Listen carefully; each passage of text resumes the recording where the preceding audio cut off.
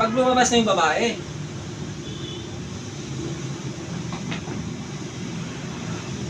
Parang pala yung ulan.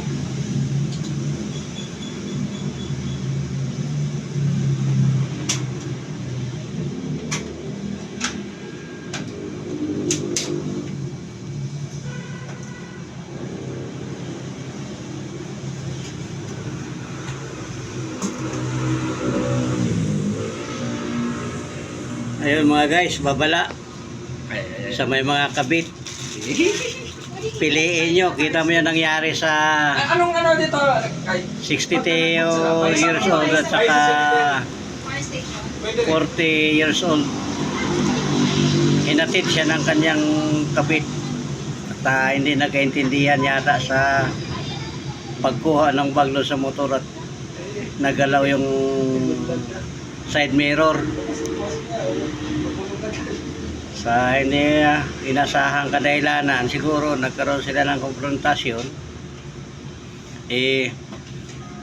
nagkainitan. Ayun, inampas ng babae yung lalaki, yung si lalaki naman din nakapagpigil, inampas ng helmet yung babae. Yun,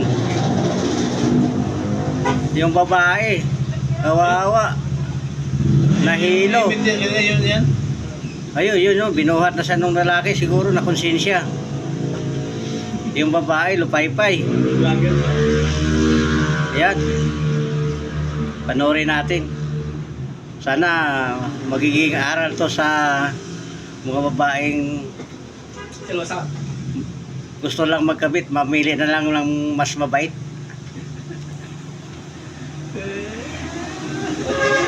Ayun, ayun, ayun.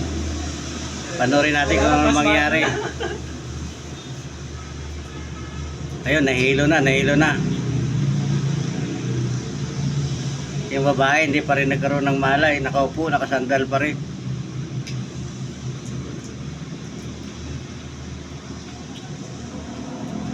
Nag-iisip yata yung lalaki kung paano niya ako. Ex-army daw yun, ex-army. Yun yung natutunan niya sa Mindanao eh.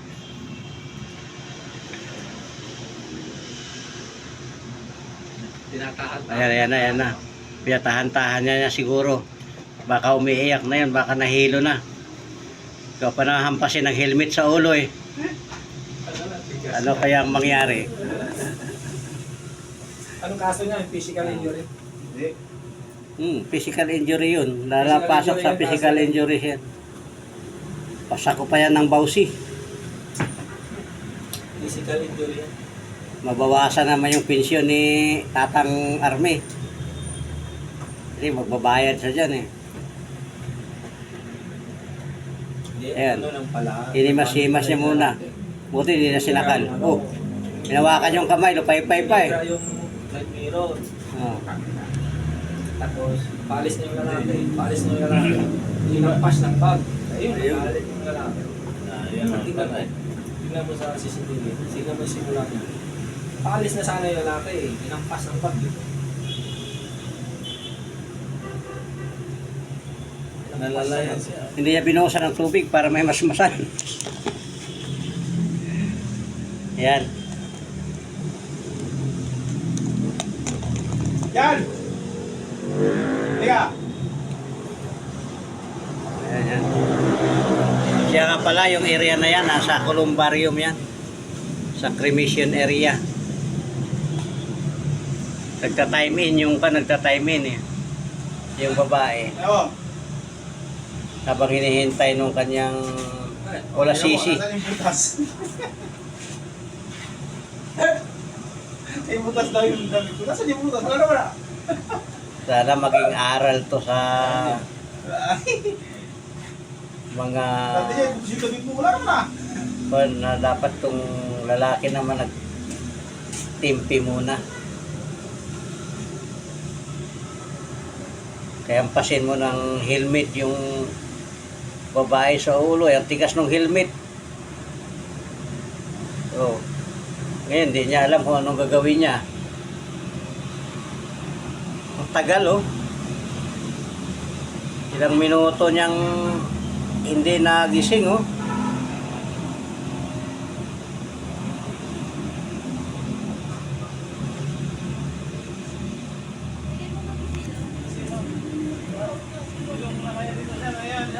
Wala pang rescue. Sino muna kayo? Pasok mo. Ito niyo po ilagay yung air, no? Makisilong lang po. Ito muna yung ano. Hindi po. Buwan po kayo. Patong mo lang muna dyan, sir. Nag-book po kayo? Opo.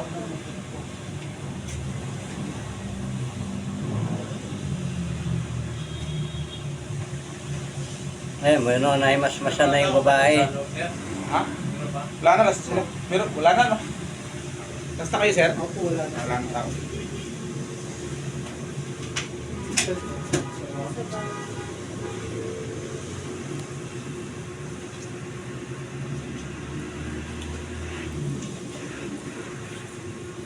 Tingnan natin kung anong mangyari. Ayun, umalis na yung lalaki.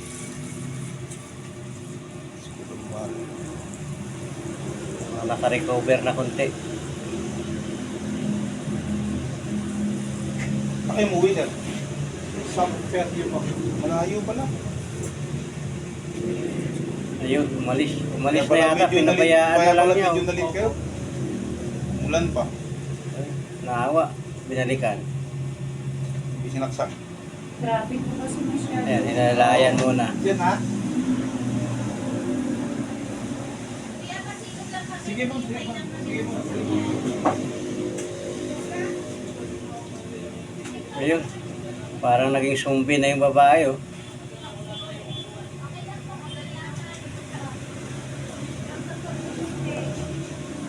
Ayun na.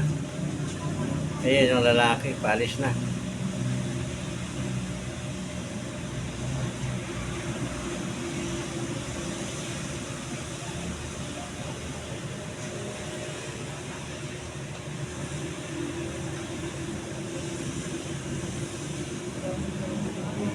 Nang dahil lang sa yumukong salamin, nagawa niyang hampasin yung kanyang partner.